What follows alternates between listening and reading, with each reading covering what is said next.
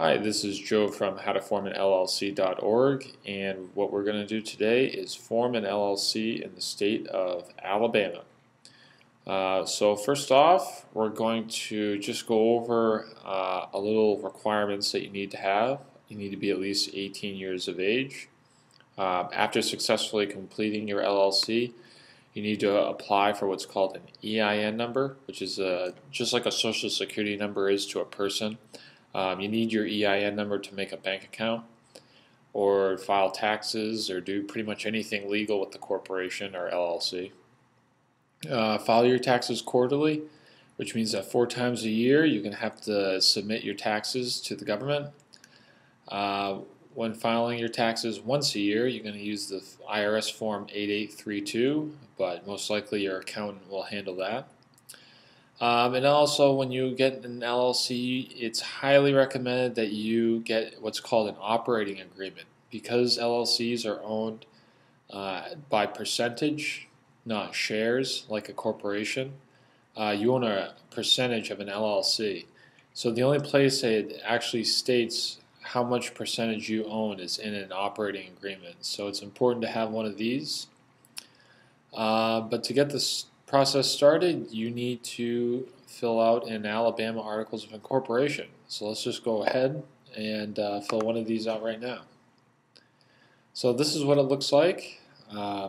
Just standard legal jargon saying that you need to mail one, keep one for yourself, $100 it costs, which is actually pretty cheap considering some states like Texas charge $800. And let's go right ahead and start filling this thing out. What is the name of your LLC going to be? We'll just use Big Business LLC. Now the next thing is this form was prepared by, and you're going to write your name and address here. So we'll just say Joe Business and 600, I'll just do the state capital here.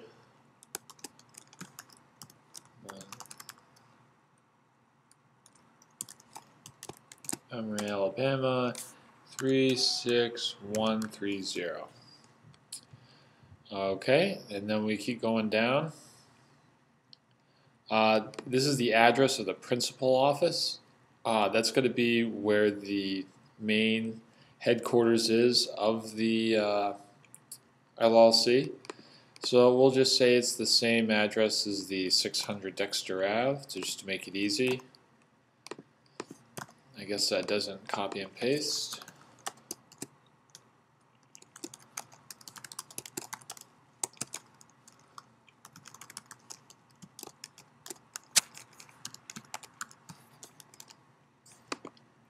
Oh, trying to highlight that.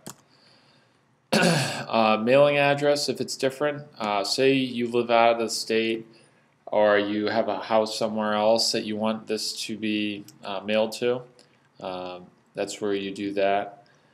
Registered agent is the actual person that's going to be receiving all legal notices.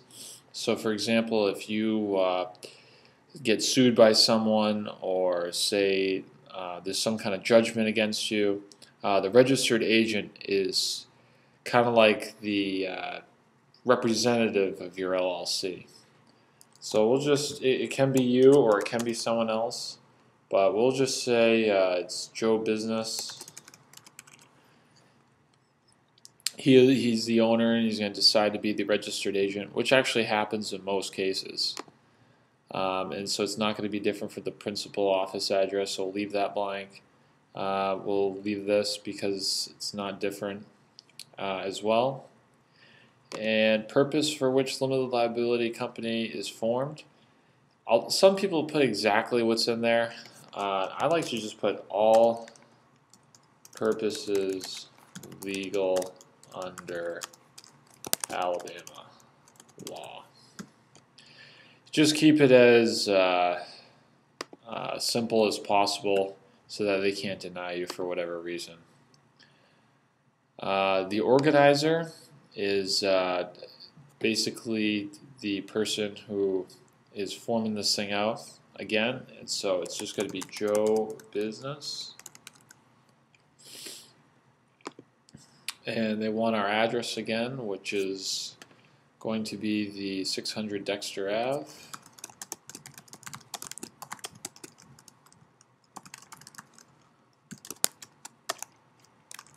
36130.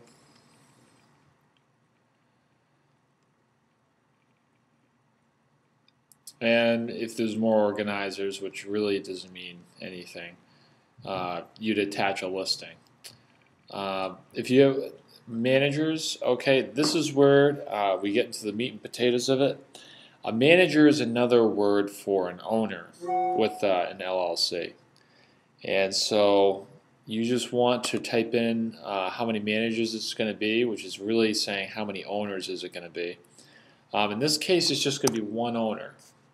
So, but if you were to have even 10 owners, you need to write down every owner and attach a listing like it says down here if there are more managers to be added. But in this case, it's just going to be Joe. He's just setting up his own thing. And again, he's going to be at the 600 Dexter Ave, Montgomery, Alabama, 36130.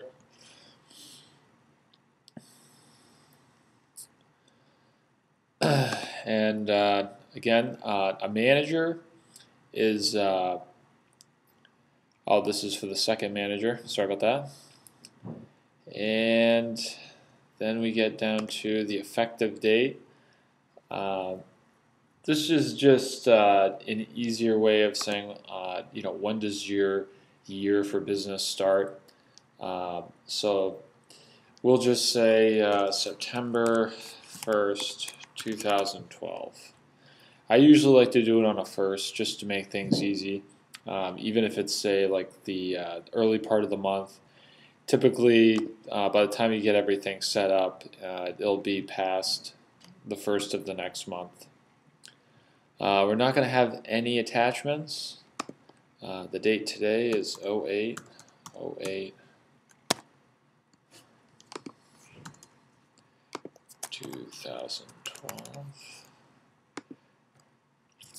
You're going to need to sign this right here, print it out, and get your $100 and fill all this out with your credit card information. But you have the option of getting an expedited for another $100. And in Alabama, getting it expedited means that you should have it back and completed. A turnaround is usually 72 hours maximum. Otherwise, you might be looking at 2 to 3 weeks. So if you're really in a time crunch, you really want to get this business started, you might want to pay the extra $100. And where do you send this now that you have it all completed and printed out? Well, you're going to send this to the local county's probate office, closest to where the registered agent is located. So in this case, we're the registered agent, so we would just go to the probate office in our county. But say you had a registered agent that was not located where you are, you'd have to look up and see where they are. You just scroll down by alphabetical, just highlight the address of where you need to send it to. And there's a phone number there too, so that you can call up and make sure that you have all the right forms. And that's it. You're all set. You have officially started the formation of an LLC, and you should have it back within a week for Alabama. Thank you, and this is again howtoformanllc.org.